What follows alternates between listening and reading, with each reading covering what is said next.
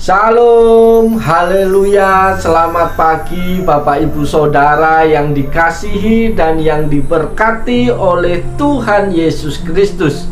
Di pagi hari yang indah ini kembali saya menyapa Bapak Ibu Saudara melalui program motivasi pagi. Firman Tuhan yang hendak saya bagikan pada saat ini terambil di dalam kitab Ratapan pasal 5 ayat yang ke-21 yang berbunyi demikian. Bawalah kami kembali kepadamu, ya Tuhan, maka kami akan kembali. Baharuilah hari-hari kami seperti dahulu kala. Amin. Bapak Ibu Saudara yang dikasihi oleh Yesus Kristus, ini adalah doa bangsa Yehuda yang meminta agar Tuhan menuntun mereka kembali kepadanya serta memulihkan mereka. Doa ini muncul setelah mereka mengalami penderitaan dan kesulitan yang besar. Mungkin mereka mengingat firman Tuhan kepada nenek moyang mereka, Salomo, dan umatku yang atas namaku disebut merendahkan diri, berdoa dan mencari wajahku, lalu berbalik dari jalan-jalannya yang jahat, maka aku akan mendengar dari surga dan mengampuni dosa mereka serta memulihkan negeri mereka. 2 Tawarik 7 ayat yang ke-14. Para rekan yang diberkati oleh Yesus Kristus, ada yang menarik dalam ayat ini tentang hal kembali kepada Tuhan. Kalau dibandingkan dengan perumpamaan tentang anak yang hilang di dalam Injil Lukas 15, anak itu mengambil keputusan sendiri untuk kembali kepada bapaknya setelah ia menderita. Dalam situasi Yehuda, mereka tidak mengambil keputusan untuk berbalik kepada Tuhan, tetapi mereka berdoa agar Tuhan yang membawa mereka kembali kepadanya. Memang sebagai tawanan mereka tidak membebaskan diri mereka sendiri, kecuali hanya berdoa meminta Tuhan yang membawa mereka kembali. Para sahabat yang diberkati oleh Yesus Kristus, pelajaran apa yang kita peroleh lewat perenungan firman Tuhan pada pagi hari ini? Pelajaran yang pertama adalah selalu ada harapan untuk hidup lebih baik. Saudara-saudaraku di dalam Yesus Kristus, bagi Yeremia selalu ada harapan untuk kembali menikmati hidup yang lebih baik daripada hari kemarin. Dan hal tersebut dimungkinkan jika umat Tuhan kembali kepada Tuhan dan melakukan yang benar. Tidak ada pilihan lain selain pilihan ini. Bawalah kami kembali kepadamu, ya Tuhan, maka kami akan kembali. Baharuilah hari-hari kami seperti dahulu kala. Pengalaman bangsa Israel yang mengalami kegetiran hidup karena ketidakseriusan mereka mengikuti jalan Tuhan harus menjadi peringatan bagi kita untuk tidak menganggap remeh hubungan kita dengan Tuhan dalam hal penyembahan dan tidak menganggap remeh akan segala yang difirmankannya. Kita harus sungguh-sungguh menyadari bahwa ketika hati Tuhan kita dukakan, maka fatal akibatnya.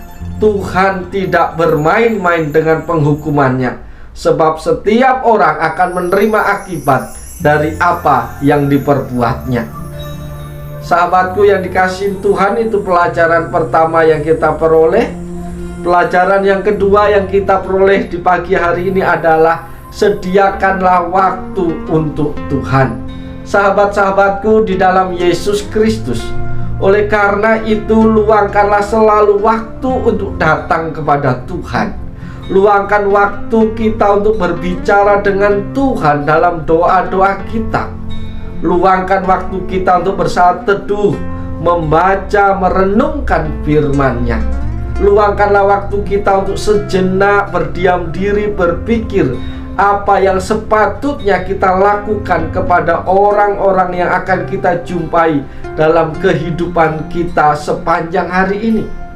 Jika lembaran hidup kita masih meninggalkan kesan yang kurang baik, maka mulailah hari ini untuk melakukan yang baik. Sahabatku di dalam Yesus Kristus, dan untuk hal-hal yang saya sebutkan tadi, maka tepat apa yang dikatakan sang pemazmur, percayalah kepada Tuhan dan lakukanlah yang baik. Berlakulah setia dan bergembiralah karena Tuhan, maka Ia akan memberikan kepadamu apa yang diinginkan hatimu.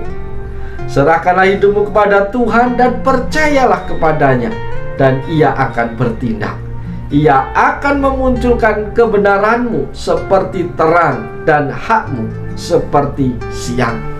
Itu pelajaran yang kedua yang kita peroleh di pagi hari ini. Pelajaran yang ketiga yang kita peroleh pagi hari ini melalui firman Tuhan yang kita baca tadi adalah jangan ragu untuk bertobat. Para sahabat yang diberkati oleh Yesus Kristus, kita mungkin berada dalam situasi seperti anak yang terhilang. Jika ia ambillah keputusan untuk bertobat dan kembali kepada Tuhan. Jika mungkin kita seperti kaum Yehuda yang tidak berdaya untuk kembali kepada Tuhan, kita tertawan oleh berbagai persoalan yang kita ciptakan sendiri, dan mungkin juga kehilangan kekuatan untuk keluar dari dosa yang menyebabkan kita terperosok sebegitu dalam seperti seekor kuda yang tercebur ke rawa dan yang membutuhkan bantuan untuk mengeluarkannya. Jika demikian, berdoalah agar Tuhan membawa kita kembali kepadanya dan memperbaharui kita. Karena itu, kembalilah kepada Allah supaya Allah memperbarui kehidupan kita.